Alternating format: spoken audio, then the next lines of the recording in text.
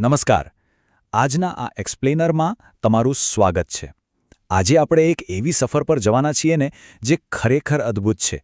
આપણે વાત કરીશું ગુજરાતના એક એવા સમુદાયની જેનો ઇતિહાસ, સંસ્કૃતિ અને આજની વાસ્તવિકતા સાવ અલગ જ છે. એક એવો સમુદાય જેણે પોતાના આફ્રિકન મૂળને બિલકુલ અકબંધ રાખીને ભારતીય અને ખાસ કરીને આપણી ગુજરાતી માટીને પોતાની માતૃભૂમિ બનાવી છે. તો આપણી આજની ચર્ચા કંઈક આ મુજબ રહેશે.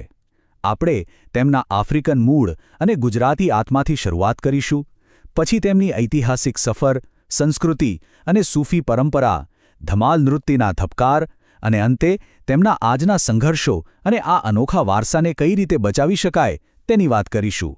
તો ચાલો સીધા જ વિષય પર આવીએ.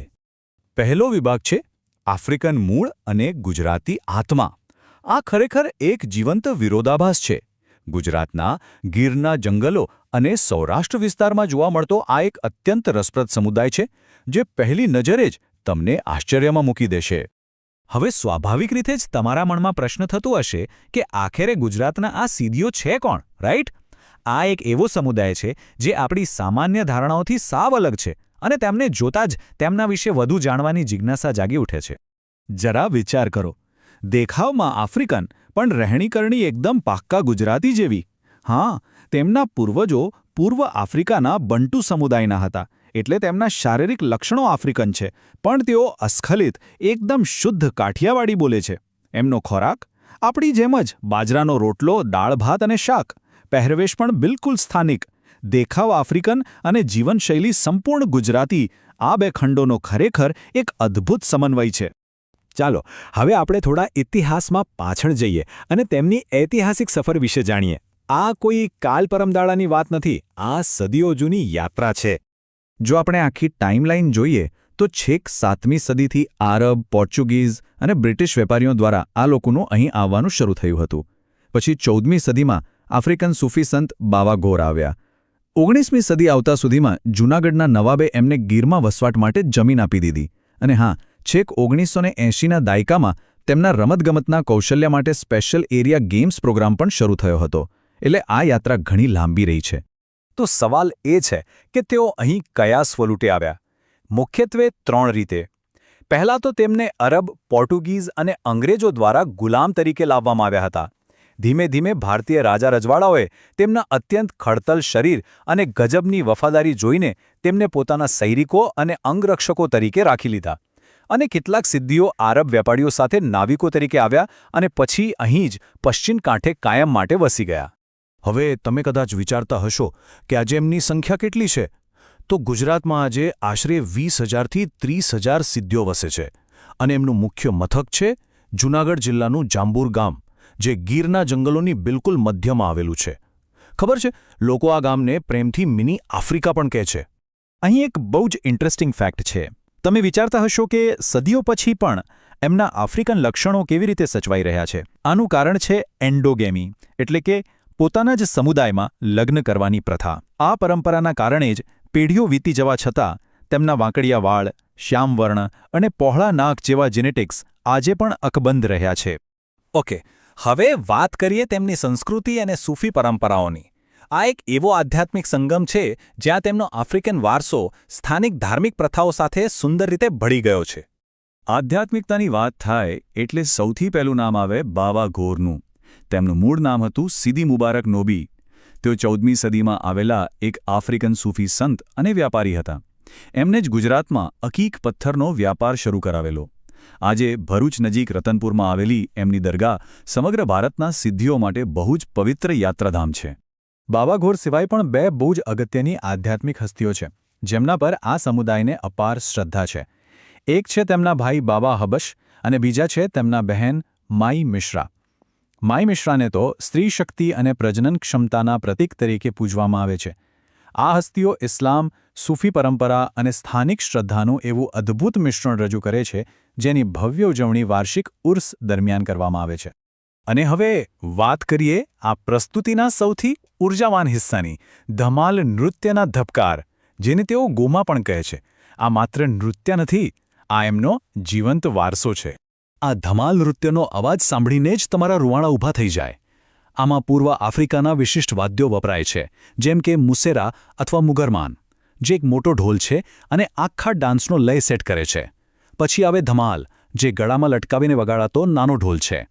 પેલું માય મિશ્રા નામનું વાદ્ય, જે નારિયેળની કાચલી અને કોળીઓથી બનેલું છે, અને લાકડીથી વગાડાતા નાના નગારા. આ બધા વાદ્યો ભેગા મળીને એક અત્યંત અનન્ય ધ્વનિ ઊભો કરે છે. ધમાલ નૃત્ય માત્ર સ્ટેજ પરફોર્મન્સ નથી હોતું. એની શરૂઆત ઢોલના લયબદ્ધ ધબકારાથી થાય. પછી ધીમે ધીમે નર્તકો હવામાં ઊંચા કૂદકા મારે, અકલ્પનીય કલાબાજીઓ કરે. અને આ નૃત્યની ચરમસીમા તો જુઓ. પરફોર્મન્સ કરતાં કરતાં તેઓ આધ્યાત્મિક સમાધિ, જેને જિક્ર કહે છે, તેમાં પહોંચી જાય છે. એ સમયે તેઓ હવામાં ઉછાળીને પોતાના માથા પર નાળિયેર ફોડે છે. અને આશ્ચર્યની વાત એ છે કે તેમને જરાય ઈજા નથી થતી. આ દ્રશ્ય ખરેખર રોમાંચક હોય છે. આ બધું જોવામાં ખૂબ જ આકર્ષક લાગે છે ને, પણ આ સમૃદ્ધ સાંસ્કૃતિક વારસાની પાછળ એક કઠોર આધુનિક વાસ્તવિકતા પણ છે. ચાલો તેમના આજના સંઘર્ષો અને ગુમાવેલી તકો વિશે વાત કરીએ. સૌથી પહેલો પ્રશ્ન તો વહીવટી સ્તરે જ છે. એક બહુ મોટી વિસંગતતા જુઓ. જૂનાગઢ, અમરેલી અને જામનગરમાં રહેતા સિદ્ધીઓને સરકારે અનુસૂચિત જનજાતિ એટલે કે એસટીનો દરજ્જો આપ્યો છે. પણ જો એ જ સિદ્ધી ભરૂચ કે અમદાવાદમાં રહેતો હોય તો તેને આ દરજ્જો નથી મળતો. ભૌગોલિક સ્થાનના આધારે આવો ભેદભાવ ખરેખર સરકારી લાભો મેળવવામાં બહુ મોટી અડચણ છે. વહીવટી પ્રશ્નો તો ખરા જ, સાથે સાથે સામાજિક અને આર્થિક પડકારો પણ છે. ગરીબીનું પ્રમાણ ઘણું ઊંચું છે અને મોટાભાગના લોકો ખેતમજૂરી પર નિર્ભર છે. ઉચ્ચ શિક્ષણનો ગંભીર અભાવ છે. આધુનિકીકરણના કારણે તેમની મૂળ સ્વાહિલી ભાષાના શબ્દો ધીમે ધીમે ભૂંસાઈ રહ્યા છે. અને સૌથી દુઃખદ વાત એ છે કે જે ધમાલ નૃત્ય એમની પવિત્ર આધ્યાત્મિક પરંપરા હતી, તે હવે ફક્ત આજીવિકા મેળવવા માટેના કોમર્શિયલ સ્ટેજ શો પૂરતી સીમિત રહી ગઈ છે. જોકે 1980ના દાયકામાં સ્પોર્ટ્સ ઓથોરિટી ઓફ ઇન્ડિયા દ્વારા એક આશાસ્પદ પ્રયાસ થયો હતો. સિદ્ધીઓ કુદરતી રીતે જ એથ્લેટિક્સમાં બહુ પાવરફુલ હોય છે, એટલે તેમના માટે ખાસ સ્પેશિયલ એરિયા ગેમ્સ પ્રોગ્રામ શરૂ કરવામાં આવ્યો. આ પ્રોગ્રામે શાનદાર પરિણામો આપ્યા. કમલા સિદ્ધી અને મકન સિદ્ધી જેવા ખેલાડીઓએ નેશનલ લેવલ પર મેડલ જીતીને સાબિત કરી દીધું કે તેમનામાં કેટલું જબરદસ્ત પોટેન્શિયલ છે. પણ પછી શું થયું? નિરાશાની વાત એ છે કે વહીવટી અને રાજકીય કારણોસર 2000ના દાયકાની શરૂઆતમાં જ આ કાર્યક્રમ અચાનક બંધ કરી દેવાયો. જરા વિચારો, આ માત્ર સિદ્ધી સમુદાયના સશક્તિકરણનું નુકસાન નહોતું, આખા દેશ માટે અને ઓલિમ્પિક્સમાં મેડલ લાવવા માટેની એક બહુ જ મોટી તક આપણે ગુમાવી દીધી. તો હવે પ્રશ્ન એ છે કે આગળ શું? આપણે આ અમૂલ્ય અને વિશિષ્ટ વારસાને કેવી રીતે બચાવી શકીએ? ભવિષ્ય માટે અહીં કેટલાક ચોક્કસ ઉકેલો જરૂરી છે, જેમ કે તેમના માટે ખાસ શિક્ષણ અને સ્કિલ ડેવલપમેન્ટ પ્રોગ્રામ્સ લાવવા જોઈએ, જેથી તેઓ સન્માનજનક આજીવિકા મેળવી શકે. જાંબુર જેવા ગામોમાં નૈતિક ઇકો ટુરિઝમ વિકસાવી શકાય. ધમાલ કલાકારોને રાષ્ટ્રીય સ્તરનું પ્લેટફોર્મ, સ્કોલરશિપ અને પેન્શન મળવું જોઈએ. અને કદાચ સૌથી અગત્યનું, એથ્લેટિક્સ પ્રોગ્રામ ફરી શરૂ થવો જોઈએ, જે આ યુવાનો માટે ખરેખર ગેમ ચેન્જર સાબિત થઈ શકે છે. આપણી આખી ચર્ચાને જો એક વાક્યમાં કહેવી હોય તો સિદ્ધી સમુદાય એ ભારતીય સંસ્કૃતિની સમાવેશી ભાવનાનું જીવંત ઉદાહરણ છે. ખરેખર આ એક એવા લોકોની કથા છે જેમણે પોતાના આફ્રિકન મૂળિયા ભારતીય માટીમાં ખૂબ જ ઊંડે સુધી વણી લીધા છે અને છતાં પોતાની અલગ ઓળખ સુંદર રીતે જાળવી રાખી છે. પણ જતાં જતાં હું એક સવાલ મૂકી જવા માંગુ છું. શું આપણો સમાજ અને સરકાર સમય રહેતા આ અનોખા વારસાને માત્ર ઇતિહાસના પાનાઓમાં ખોવાઈ જતો બચાવી શકશે ખરા? આ એક એવો પ્રશ્ન છે જેના પર આપણે સૌએ માનવીય વિવિધતાને સુરક્ષિત રાખવા માટે ગંભીરતાથી વિચારવાની જરૂર છે. આશા છે કે આજના આ એક્સપ્લેનરમાં તમને સિદ્ધી સમુદાય વિશે ઘણું નવું જાણવા મળ્યું હશે. જ્ઞાનની આ સફરમાં મારી સાથે જોડાવા બદલ તમારો ખૂબ ખૂબ આભાર.